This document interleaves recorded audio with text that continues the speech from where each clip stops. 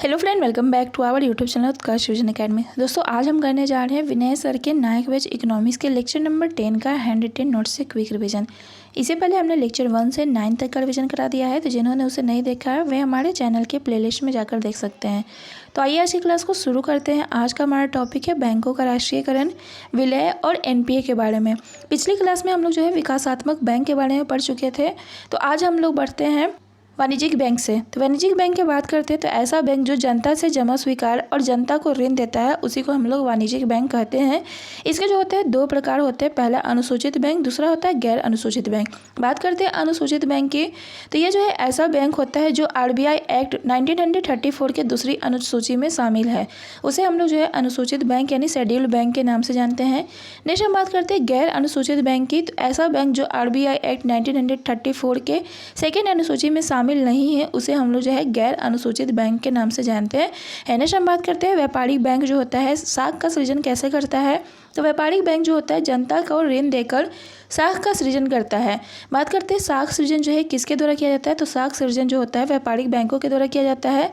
जैसे कि हम लोग एग्जाम्पल के रूप में देख सकते हैं, जैसे बैंक ऑफ बड़ौदा है जिसमें कोई एक विनय नाम का लड़का है जो कि 2000 रुपये जो है बैंक में जमा कराता है और बैंक उसे जो है 3% का इंटरेस्ट यानी कि 60 रुपये इंटरेस्ट देता है और 1 साल के बाद जो है उसे 2060 रुपये प्रदान करता है। और इसके अलावा जो है इसी 2000 रुपये को जो है वह बैंक जो है लोन के रूप में दूसरे व्यक्ति को देता है। जैसे कि मान लेते हैं कि मोदी जी को 500 रुपये ऋण देता है और उसे जो है 15% रेट से जो है इंटरेस्ट लेता है, तो इससे जो है 75 रुपये इंटरेस्ट के रूप में प्राप्त होगा।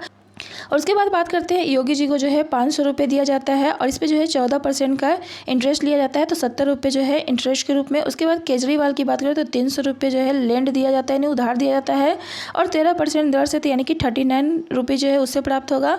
और मोहन जी को जो है अगर 200 रुपये जो है लोन उधार के रूप में दिया जाता है और उस पर जो है 15% का रेट दिया जाता है, तो उसे जो है 30 रुपये। और उसके बाद बात करते हैं राहुल जी को जो है 300 रुपये दिया जाता है और 15% की दर से तो 45 रुपये और अखिलेश जी को जो है 200 रुपये 14% की दर से देता है, तो 28 रुपये जो है उसे जो है इंटरेस्ट के रूप में प्राप्त होता है। इस प्रकार उसको टोटल जो है 287 रुपये लाभ होता है। यानी कि इससे जो होता है साख सृजन होता है, यानी उसे जो है 60 रुपये देना पड़ा और जिसके बदले में जो है उसे जो है 287 रुपये प्राप्त हुआ। और यह काम किसके द्वारा किया जाता है, तो व्यापारिक बैंकों के द्वारा किया जाता है, लेकिन इसका नियंत्रण यानी कंट्रोल किसके द्वारा किया जाता है, तो आरबीआई के द्वारा किया जाता है। यानी साख का नियंत्रण जो है आरबीआई के द्वारा किया जाता है। नेक्स्ट हम बात करते हैं एनपीए क्या होता है यानी नॉन परफॉर्मिंग एसेट क्या होता है, जिसे हम लोग हिंदी में गैर निस्पंदनकारी संपत्ति कहते हैं। बैंकों द्वारा दिए गए ऋण को ईएमआई का भुगतान 90 या उससे अधिक दिनों तक नहीं होता है, तो उसी ऋण को हम लोग जो है एनपीए के नाम से जानते हैं। ईएमआई की फुल फॉर्म की बात करें तो इक्वेटेड मंथली इंस्टॉलमेंट होता है। और एनपीए का विभाजन जो होता है 3 प्रकार से होता है।